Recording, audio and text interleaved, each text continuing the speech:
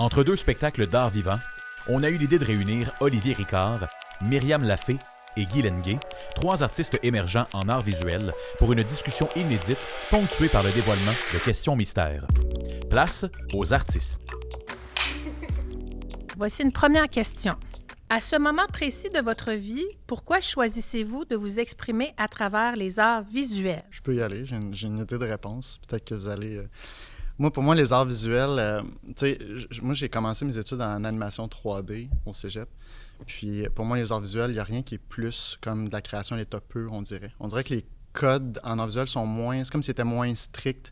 Fait qu'il y a comme une liberté, je trouve, en création en art visuel qu'on retrouve pas nécessairement dans d'autres domaines artistiques. Fait que moi, c'est pour ça que, en tout cas, j'aime beaucoup. Toi, tu es à même de savoir parce que tu pratiques plusieurs disciplines. Exact. Dont l'audio, la vidéo. En musique, tu sais, en musique, veut pas, quand on veut passer à la radio ou jouer à l'international, il y a comme des codes à respecter, tu sais. On peut créer librement, mais ça reste que des fois, il y a des créneaux à suivre. En art visuel, on dirait que il n'y a rien qui est plus... La création est un peu, en fait.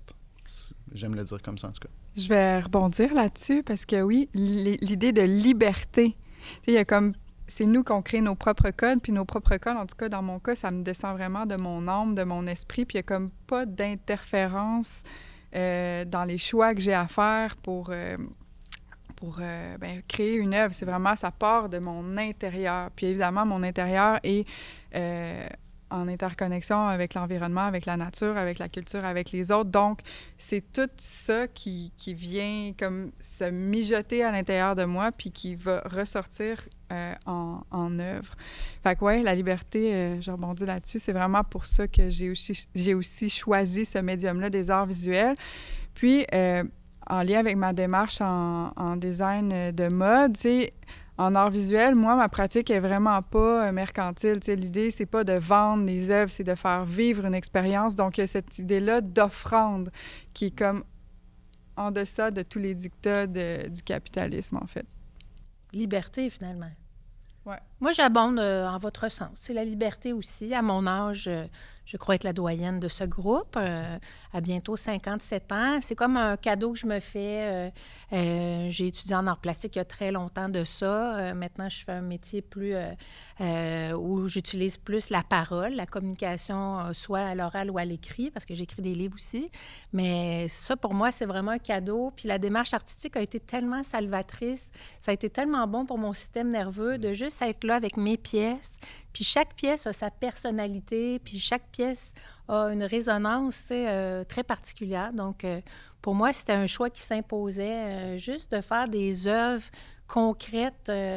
C'est ça. Ce concret-là m'a fait beaucoup de bien. C'est beaucoup moins abstrait que d'autres choses que je peux faire dans ma vie, comme écrire des histoires. Puis ça prend quand même du temps. Tandis que là, c'est la matière qui me parlait, puis je me laissais porter parce que la matière, moi, c'est le papier mâché, mon médium.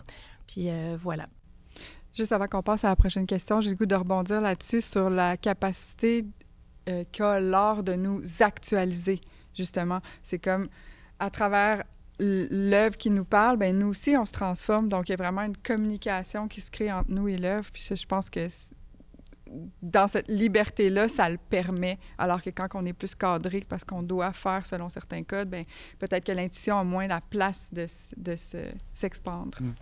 Je suis curieux, mettons, parce qu'en art visuel, des fois, on peut penser que c'est une pratique très individuelle. On est avec nos trucs, justement, l'écriture de romans, c'est quand même quelque chose de très... on est seul avec soi-même.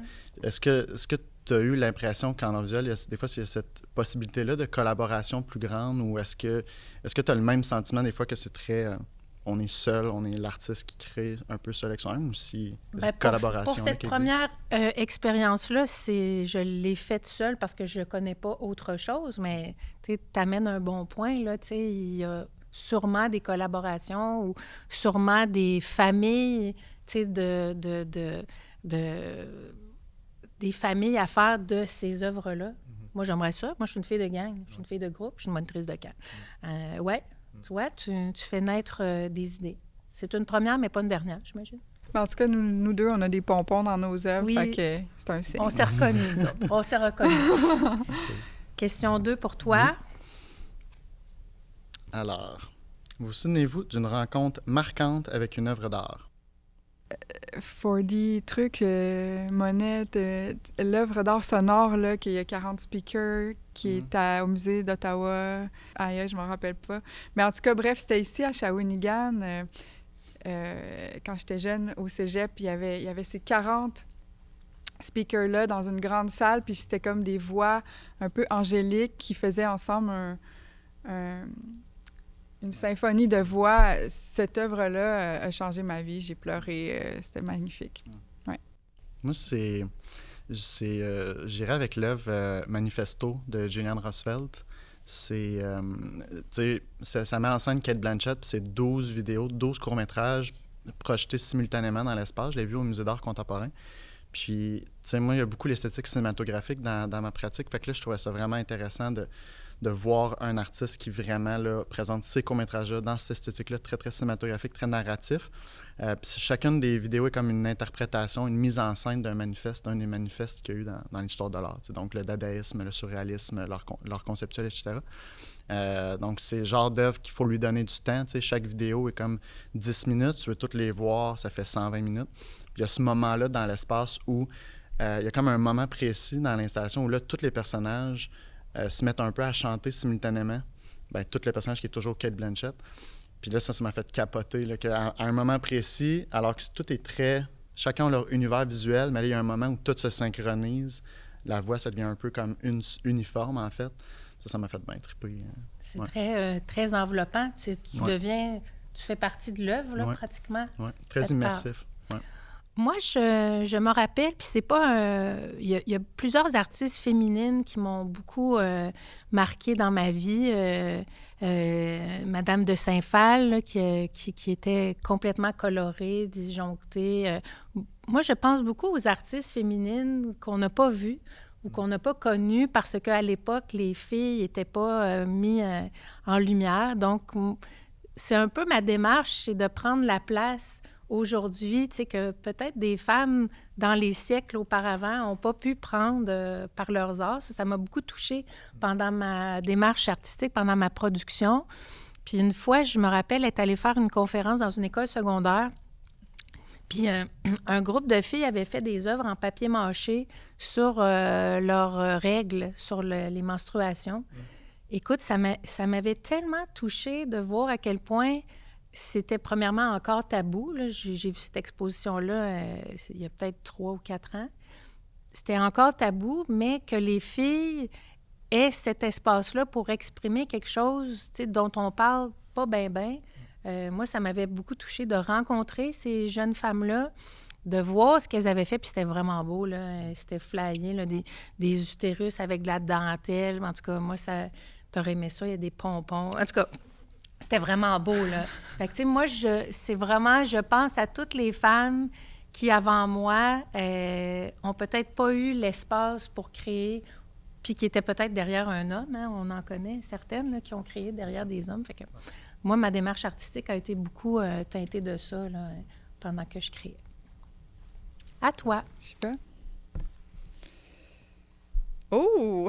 Ça, c'est vraiment ma question. Comment l'état actuel du monde inspire-t-il vos créations? On prend une gorgée là-dessus. Bien, c'est inséparable. On vit dans un monde de la polycrise où est-ce que la polarisation sociale aussi est assez grandissante, va à un rythme effréné. On ne peut pas s'extraire du monde dans lequel on vit pour créer. On le représente. Moi, je pense que l'art actuel représente un peu, se veut un vecteur de communication pour décrypter les symptômes de ce qui se passe à notre époque. Donc moi, j'essaie dans ma pratique, parce que, tu sais, j'aborde beaucoup les thèmes de l'anthropocène, de l'état du monde, mais j'essaie de le faire d'une façon ludique. J'essaie de le faire d'une façon où est-ce qu'on prend le moins beau puis on le transforme en beauté. Parce que ma démarche est foncièrement ancrée dans l'espérance. puis dans le refus de l'apathie, dans le refus de se laisser écraser par l'état actuel du monde, mais plutôt que de le prendre tel qu'il est, de le regarder avec une certaine forme de réalisme pour le réenchanter puis le refaire fantastique.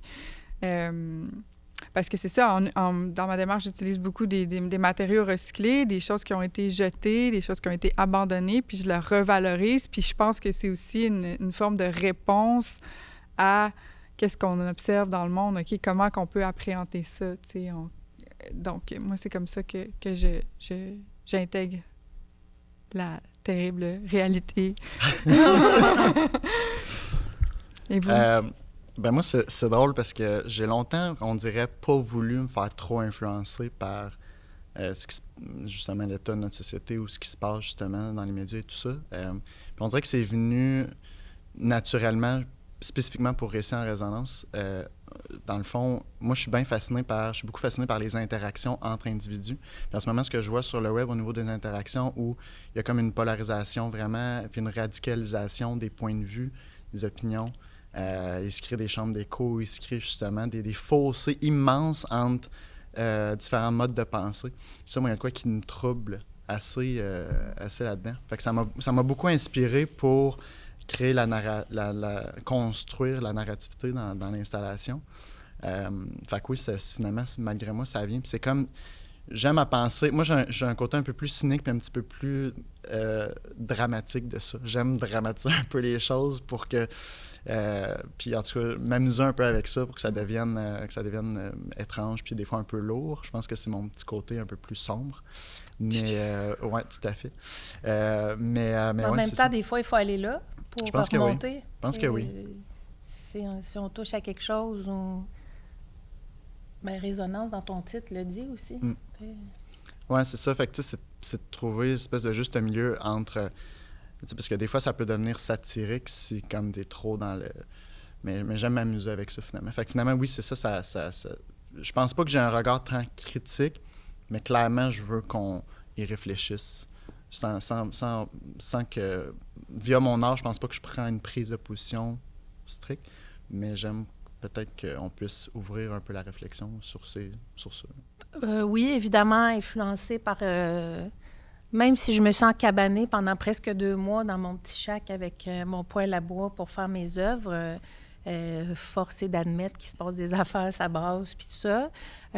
Moi, comme dans toute ma vie, j'utilise quand même la joie et la couleur comme outil de résistance parce que je ne demande pas la permission à personne pour exister, ni dans mon corps gros, ni dans mon corps de femme plus vieille, ni dans mon âme un peu punk aussi. Fait que mon art, c'est aussi ça, c'est la joie. Puis, tu sais, je me suis pas trop cassé le basic. Puis c'est ça que j'ai aimé de la démarche, c'est que j'étais comme, hey, moi, je fais ce que je veux, puis après ça, ils verront ce qu'ils veulent.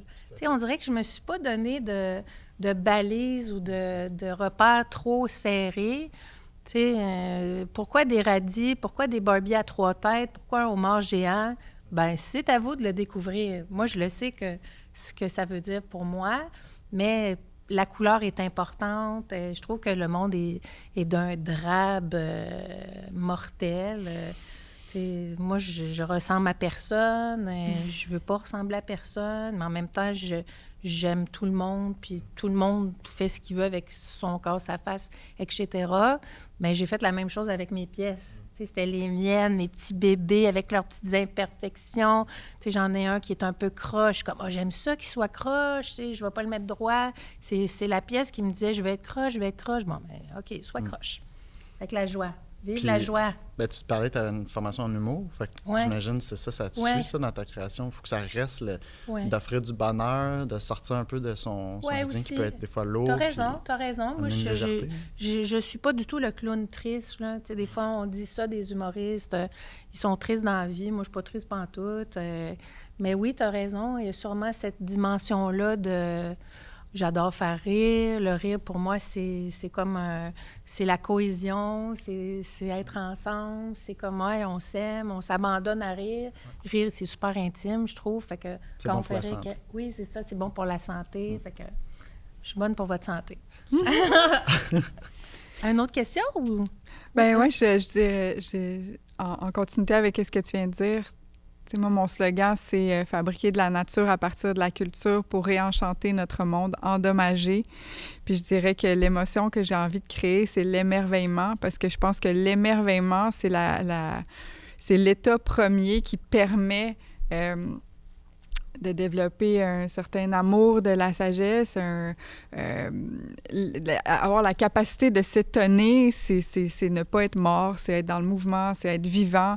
Puis je pense que dans notre société qui nous amène à toujours plus d'aliénation partout, à chaque coin de notre écran, ben c'est ça, de créer un art qui peut avoir la capacité de réveiller, émerveiller, puis aussi de le faire dans une certaine sobriété numérique, dans mon cas, mais en utilisant vraiment le travail des mains, la fibre, tu sais, quelque chose de chaud, de chaleureux, d'affectif qui nous sort de la plasticité des écrans, bien, ça nous rappelle aussi le réel, tu sais, ça nous rappelle les objets avec lesquels on est en interaction dans le quotidien, qu'on peut avoir un autre lien plus émerveillé avec ce qui habite notre espace. C'est bien dit, l'émerveillement, c'est l'étincelle, c'est dire « Hey, je suis encore vivant » ou c'est vrai. L'émerveillement, c'est peut-être un sentiment que quand on devient adulte, là, des fois, le cynisme, là, tout ça, ça vient un petit peu mettre ça carré. Mais... C'est aussi un truc qui a été récupéré par le divertissement. Tu sais, l'art et le divertissement, les lumières qui flashent partout, l'espèce d'effet wow qui sert à vendre est différent d'un effet wow qui touche ton âme. Tu sais. Fait que... Bref, prochaine question. C'est beau. Prochaine question. Non, mais c'était très beau. Ils veulent qu'on parle. On a beaucoup de questions encore à répondre. OK. Alors, quelle émotion ou quelle réflexion espérez-vous provoquer chez le public? Ah ben, j'ai lu la question à l'avance. T'es une devine? C'est ça. Devine. Toi? Ben moi, j'aime à penser que je veux proposer une expérience pour le public qui est à la fois contemplatif, mais aussi qui le met en posture de recherche d'une histoire, donc une quête d'un récit.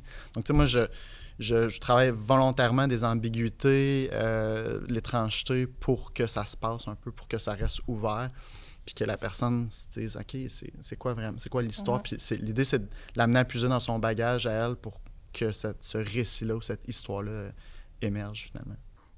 Moi, je veux juste que la personne soit heureuse de ce qu'elle voit ou peut-être une petite parenthèse joyeuse dans sa journée ou que les couleurs lui donnent envie d'avoir de la couleur autour d'elle. Ou, tu sais, je trouve qu'on est très... moi, j'adore l'anticonformisme. J'adore être à côté de... Pas parce que je me force à être comme ça, mais parce que je suis comme ça depuis toujours.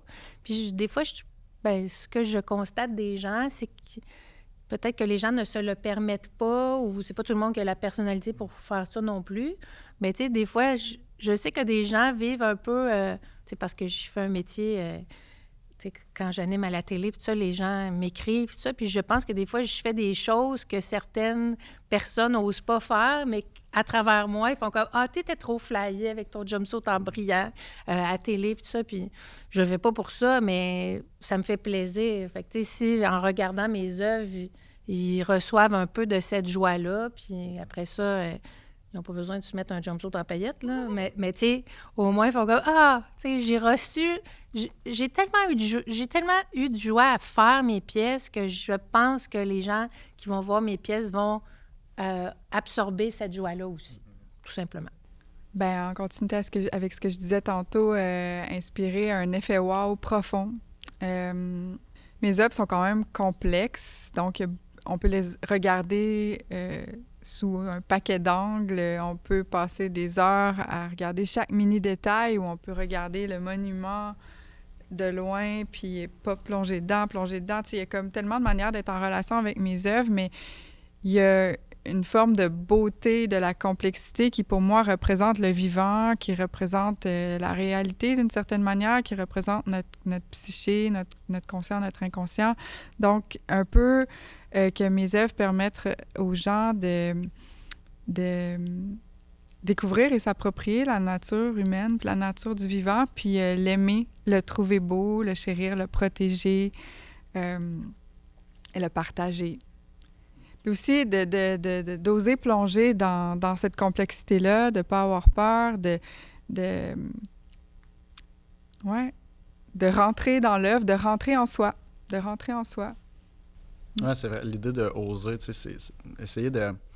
Moi, j'aime un peu briser un peu ses attentes, le déstabiliser un peu, juste, puis le faire travailler un peu, tu sais. Qui ose, justement, accéder à son imaginaire, qui ose accéder à son vécu, sa sensibilité, pour qu'il se passe quelque chose. C'est là, je trouve qu'il se passe vraiment quelque chose au niveau de la création, là. C'est quand que le public en ressort quelque chose, tu sais. Fait que, mais oui, je suis un peu comme toi. Je pense que le côté émerveillement, tu sais, le côté « wow, je vis une expérience, je me sors un peu de mon quotidien puis de mes problèmes », puis c'est intéressant quand ça se passe dans l'espace d'exposition, là. Nous sommes des tendeux on tend des perches. Hein, on va les chercher. Alors, je me rends à cette finale. Est-ce que tu veux poser la question de la finale? OK. Bon, on lit tout ça? OK. Merci de vous être généreusement prêté au jeu des questions mystères. Merci de nourrir le monde de vos réflexions et des couleurs qui vous habitent. Votre travail est nécessaire. C'est un privilège de vous accueillir au centre d'exposition Raymond Lanier et à l'espace Pauline-Julien. Merci. On est vraiment chanceux. C'est vraiment un beau milieu, des super belles conditions, puis on espère que la culture va continuer d'être subventionnée afin que le public puisse bénéficier des pratiques tout autant plurielles que les nôtres. Puis c'est un honneur pour nous, je parle au nous, de pouvoir vous offrir nos âmes et ce qui nous habite.